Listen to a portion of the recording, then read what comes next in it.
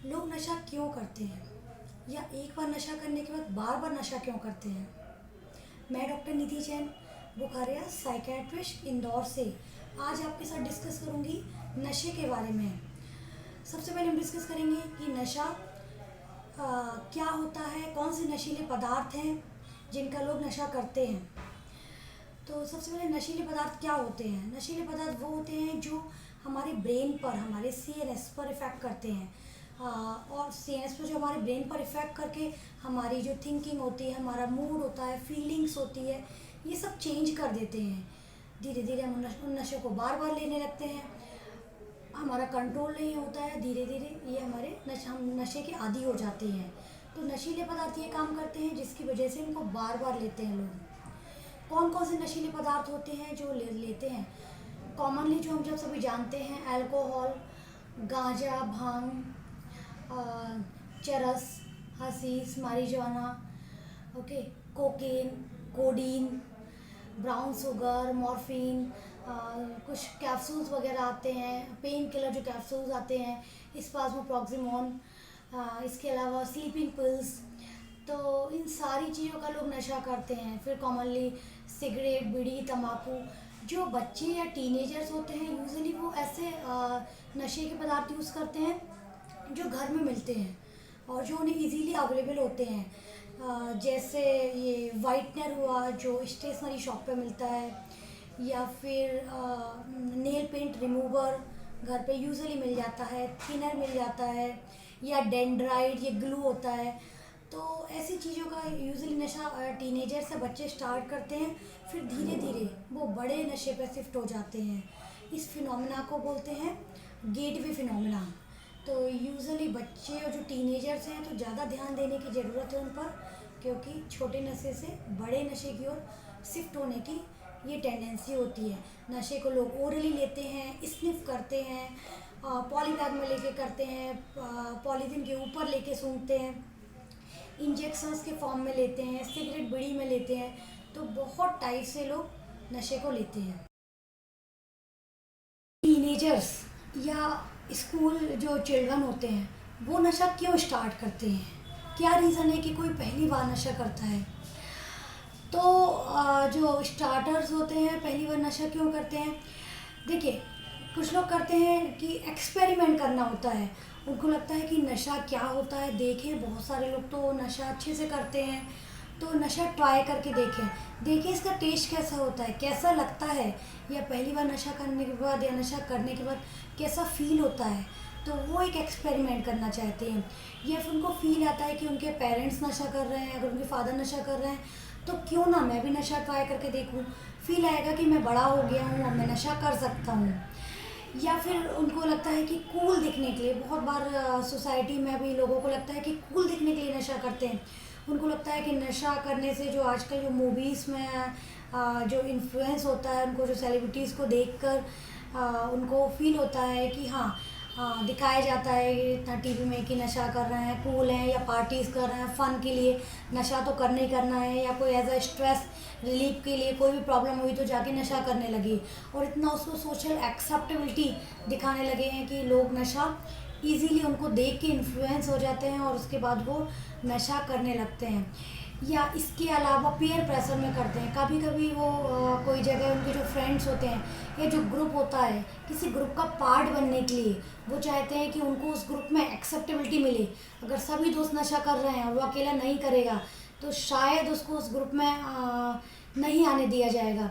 तो इसलिए भी, या फ्रेंड्स के प्रेशर की वजह से भी कभी कभी बच्चे या जो टीनेजर्स नशा स्टार्ट करते हैं। लेकिन याद रखें कि जो बच्चे, जो स्टडीज़ कहती हैं कि जो लोग 14 ईयर्स के पहले नशा करते हैं उनमें नशे की लत लगने के, एडिक्शन होने के ज़्यादा चांसेस होते हैं इन कंपैरिजन जो 21 ईयर्स के बाद नशा करते हैं।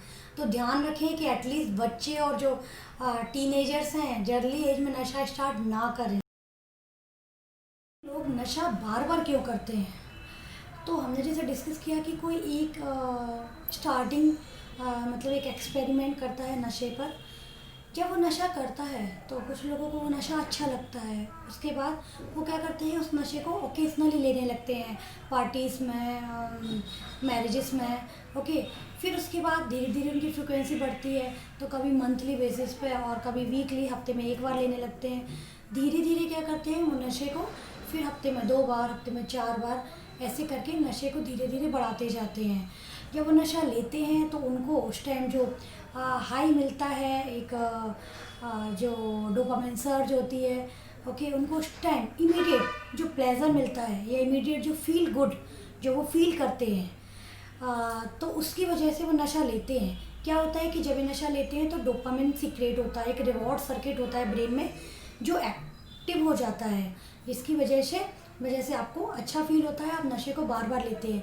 या फिर कुछ लोग क्यों लेते हैं कि जब वो नशा लेते हैं तो इमीडिएट तुरंत उनका जो उनको प्लेजर फील होता है, या फिर उनकी एंग्जाइटी जो डाउन होती है, उनका कोई प्रॉब्लम होता है, उसको उस टाइम के लिए, क्योंकि ब्रेन जो सप्रेस होता है तो उस टाइम उनकी प्रॉब्लम है जो भी है वो भूल जाते हैं। तो ऐसे में उनको लगता है कि हाँ, ये पॉजिटिव रीइंफोर्समेंट उनको फील होता है कि हाँ, नशा करना चाहिए, और वैसे करके उसकी फ्रिक्वेंसी और वो बढ़ाते जाते हैं। लेकिन याद रखें, कहीं ना कहीं ये जो नशा रिपीटेडली या जो एडिक्टेड होते हैं, इनके लिए कहीं ना कहीं जेनेटिक वल्नरेबिलिटी होती है। अप्रॉक्स 40 to 60% लोग ऐसे एंटी सोशल पर्सनालिटी डिसऑर्डर के साथ मिलते हैं। और यूजुअली जो 40% लोग होते हैं, चाहे वो अल्कोहल का हो या ओपियाइड का हो, इनके नशे के जो लोग होते हैं, इनको कहीं ना कहीं डिप्रेशन के शिकार होते हैं।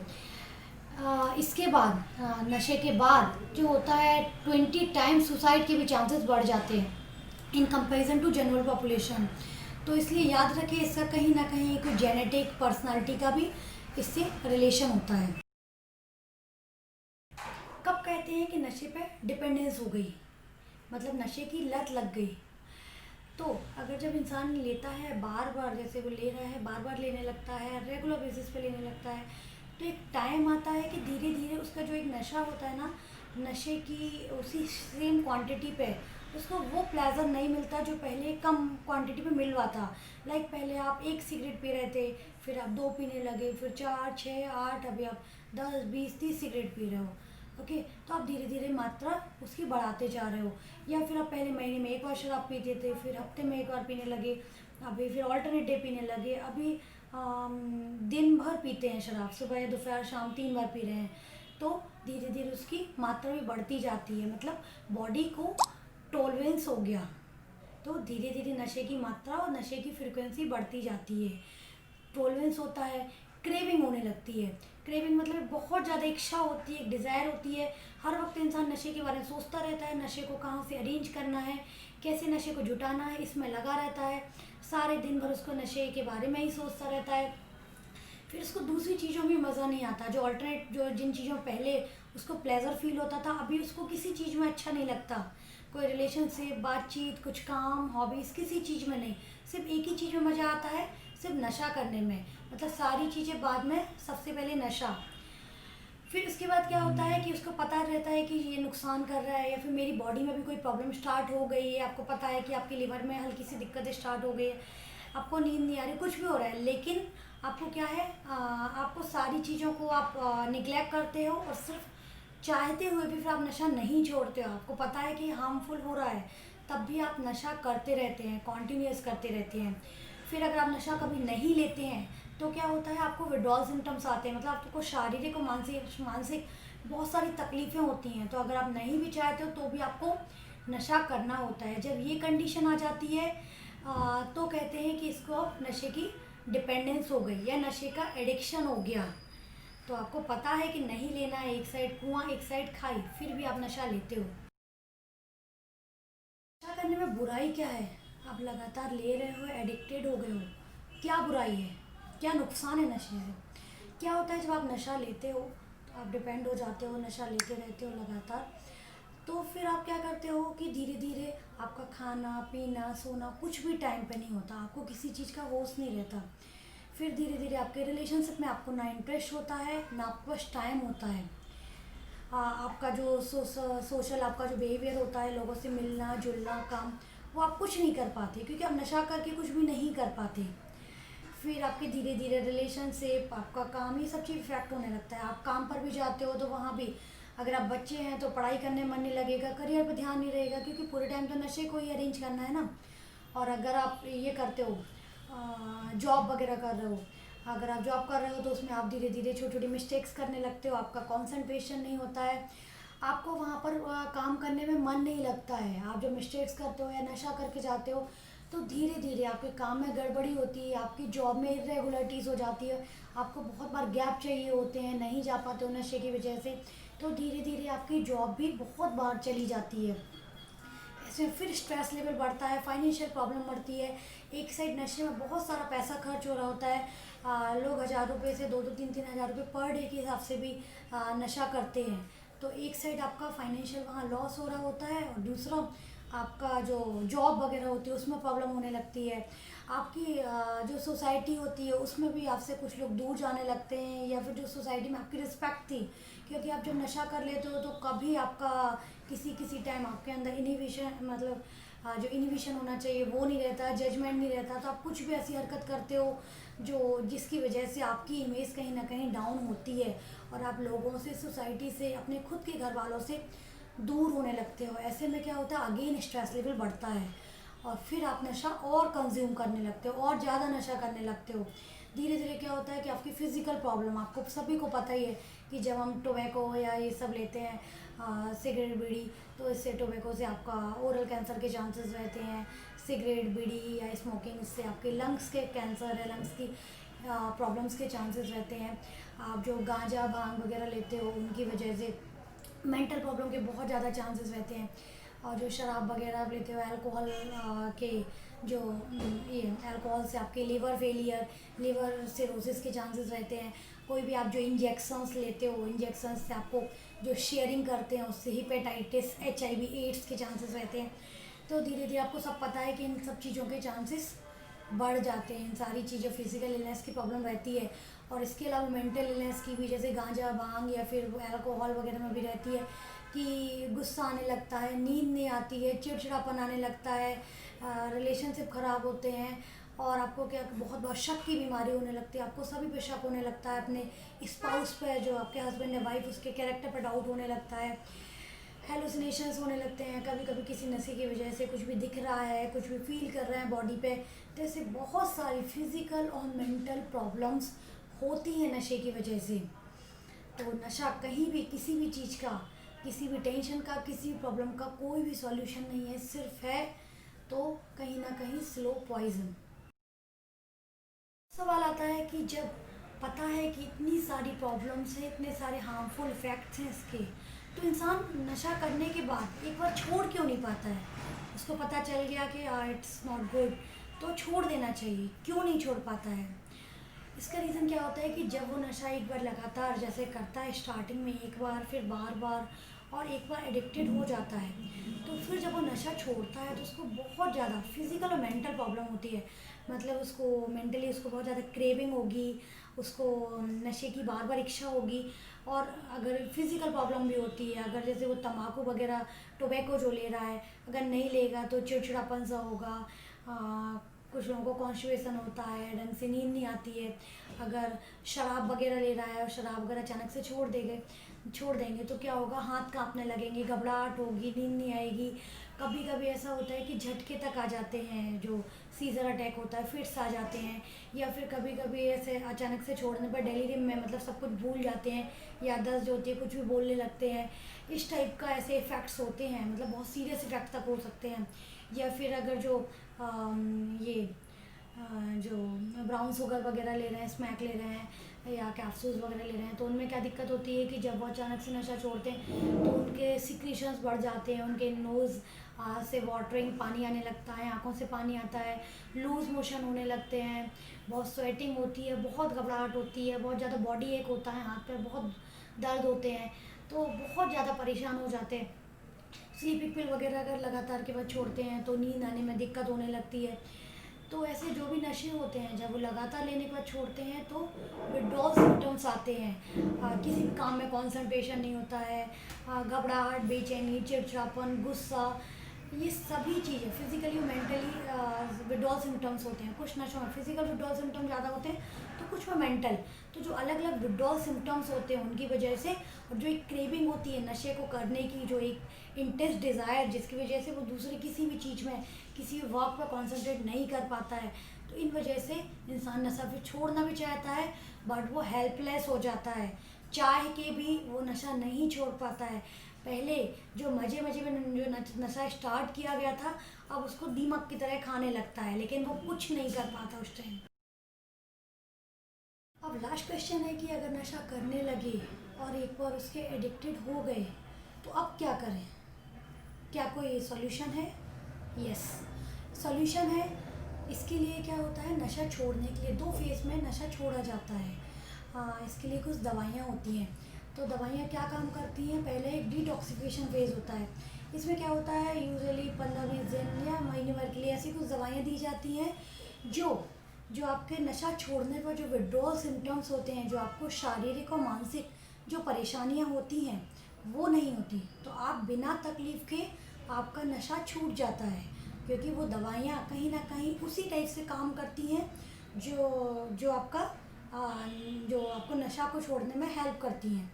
ठीक है, तो इसके साथ आपको बहुत कम, बिना तकलीफ़ का हो, बहुत कम तकलीफ़ के साथ आप नशा छोड़ सकते हो। एंड सेकंड, उसका मेंटेनेंस फेज़ होता है।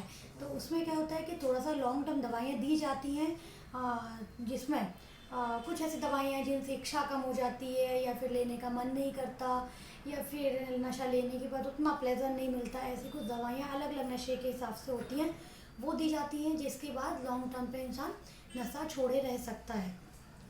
इसके साथ में क्या होता है, अगर ये दवाइयाँ कभी कभी लॉन्ग टर्म लंबी भी चलती हैं, लेकिन कुछ नशे में या जिन्होंने बहुत ज़्यादा समय से ले रहे हैं, लेकिन तब भी ये दवाइयाँ आपके नशे के हिसाब से मच बेटर हैं। क्यों?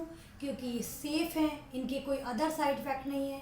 इनको आपको लेने के लिए कोई भी क्रिमिनल एक्टिविटीज़ में, ऐसे इलीगल ये एक्टिविटीज़ में इन्वॉल्व नहीं होना पड़ेगा, क्योंकि ये सोसाइटी में एक्सेप्टेबल हैं, आपको मिल जाती हैं, या डी एडिक्शन जो सेंटर्स होते हैं वहाँ मिल जाती हैं, या जो साइकेट्रिस्ट होते हैं उनके पास ऐसी कुछ दवाएं होती हैं जो वहीं मिलती हैं। तो ऐसी दवाइयों के देने से आप ले सकते हो, ये सेफ़ होती हैं। इसके अलावा आपको पैसा भी बहुत कम, जहाँ आप 1000-2000 रुपये, 3000 रुपये पर डे का स्पेंड कर रहे थे नशे में, आप दवाइयों 50-100 रुपये में ही आपकी दवाइयाँ आ जाती हैं। तो आप इसके अलावा आप मतलब सेफ़ रहती हैं, आप इजीली कहीं भी इनको लेके जा सकते हैं, अपने हिसाब से ले सकते हैं, कहीं भी आपको किसी से डर के लेने की ज़रूरत नहीं होती है, छुप के लेने की ज़रूरत नहीं होती है। सिर्फ आपके पॉकेट में वो दवाई होती है और आप अपने रेगुलर फिक्स टाइम पे लेते हैं। जैसे नशा होता है तो आप उसे दिन भर लेते रहते हैं, बट इसमें उसका फिक्स टाइम होता है, सिर्फ 1 और 2 टाइम्स आपको मेडिसिन लेनी है। लेकिन उसके साथ आप एक अच्छी, जिसमें आप अपने रिलेशनशिप मेंटेन कर सकते हैं, अपनी जॉब पे जा सकते हैं, अपना काम कर सकते हैं, एक अपनी एक नॉर्मल जैसी लाइफ होती है, रूटीन, सोना जागना, सारे काम आपके रूटीनली हो सकते हैं। तो यही है। इसके अलावा कुछ थेरेपी होती है, मोटिवेशनल इन्हेंसमेंट थेरेपी, एमईटी होती है, जिसमें कुछ तरीके बताए जाते हैं कैसे नशा छोड़ें, क्या कर सकते हैं। जो मोटिवेट नहीं है उनको मोटिवेट करने के लिए क्या कर सकते हैं, क्या तरीके होते हैं। अगर ज़्यादा क्रेविंग होती है तो उसके लिए हम क्या सोच सकते हैं, कैसे रह सकते हैं। तो ये बहुत सारी चीज़ें, तो ये थेरेपी होती है इसके साथ में। तो यही चीज़ें हैं जिनसे हम नशा छोड़ सकते हैं। जहाँ भी प्रॉब्लम होती है, याद रखिए वहाँ सॉल्यूशन होता है। तो ये वीडियो शेयर कीजिए ज़्यादा से ज़्यादा लोगों तक, एटलीस्ट उन लोगों तक कि जो लोग नशा करते हैं और उन्हें लगता है कि अगर नशा छोड़ेंगे तो इतनी तकलीफ़ होती है, और बार बार वो फेल्ड अटेम्प्ट करते हैं, नशा छोड़ने का ट्राई करते हैं, बट उनको जो इतनी प्रॉब्लम होती है, विड्रॉल होते हैं, जिसकी वजह से वो चाह कर भी उनकी फैमिली, सोशल लाइफ, ऑक्यूपेशन सब में प्रॉब्लम होने की बाद भी वो नशा नहीं छोड़ पाते हैं। तो एटलीस्ट उन्हें पता चले कि नशा अगर जो लोग करते हैं और डिपेंड भी है तो उसके लिए भी सॉल्यूशन है। थैंक यू, नमस्ते।